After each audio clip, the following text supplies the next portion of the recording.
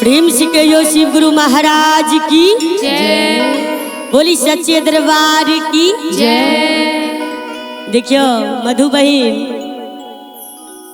हमार धर्मेंद्र भैया गुरु भैया छलखिन शिव का, और हमार धर्मेंद्र भैया एते ने दारू पिए छलखिन कि गुरु बहिना एते तंग भ गेलखिन।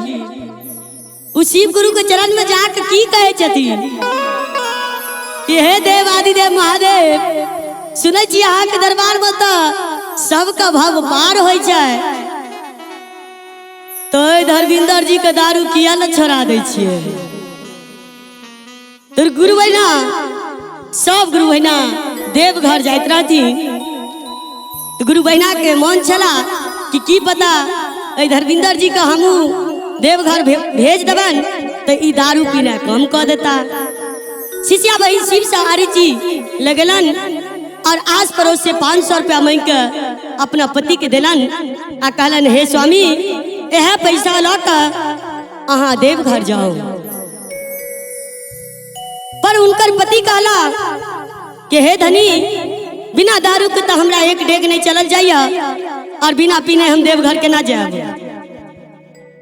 पत्नी उनकर एतिक माने छलकिन कि एक गैलन दारू दो दलकन आ कहलकिन दारू पिए तो अहाँ देवघर पहुँच जाए। आ जब शिव जी के पास गेला तो उ बोतल गंगा जल का फेंक देला और दारू लेके बैठ गेला और दारू पी के वापसी अपना घर चलेला। शिष्या बहिन का चर्चा नहीं केला। तो शिष्या बहिन अपना बाबा के समझाबै छथिन कि हे गुरु अहाँ के तो एतक दया अछि कि पूरा संसार चलाबै छी आ एगो अभागिन शिष्या के किया नहीं सुनै छी। तो उ मिथिला भाषा में कोना के शिव जी का समझा रहल छथिन।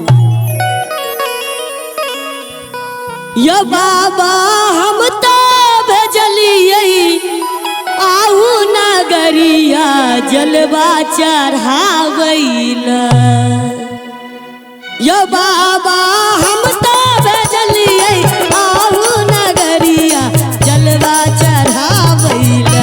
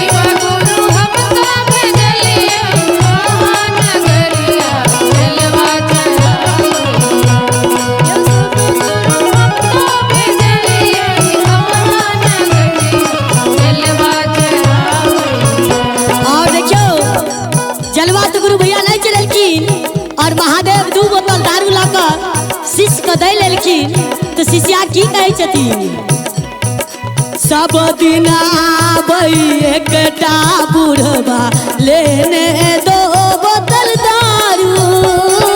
सब दिन आबै एकटा बुढ़वा ला दो बोतल दारू।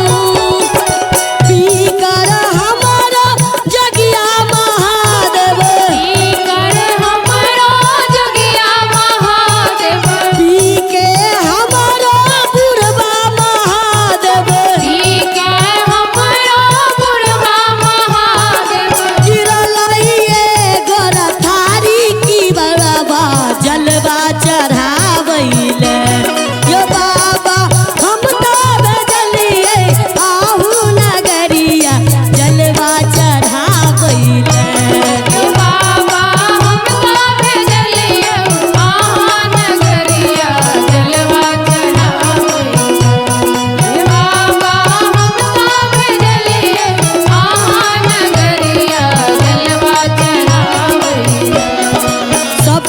कियो कहथिन भोला पर दयालु, सब कियो कहथिन भोला पर दयालु, सुनथिन सबके पुकार। सब कियो भोला पर दयालु, सुनथिन सबके पुकार। सब कियो कहथिन भोला पर दयालु, सुनथिन सबके पुकार। हमारा राजी बाबा कखन सुनबयो, हमारा राजी बाबा कखन सुनबयो, हमारा राजी दानी कखन सुनबयो, हमारा राजी दानी कखन सुनबयो। कहिया हरब कलेसिया बाबा जलवा चढ़ाबैले। यो बाबा हम तो भेजलिए आहा नगरिया जलवा चढ़ावैले। यो बाबा हम तो भेजलिए आहा नगरिया जलवा चढ़ावैले।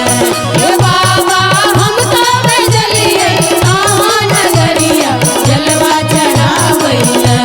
यो बाबा हम तो भेजलिए आहा नगरिया जलवा चढ़ाबे। बोली शिव गुरु महाराज की जय।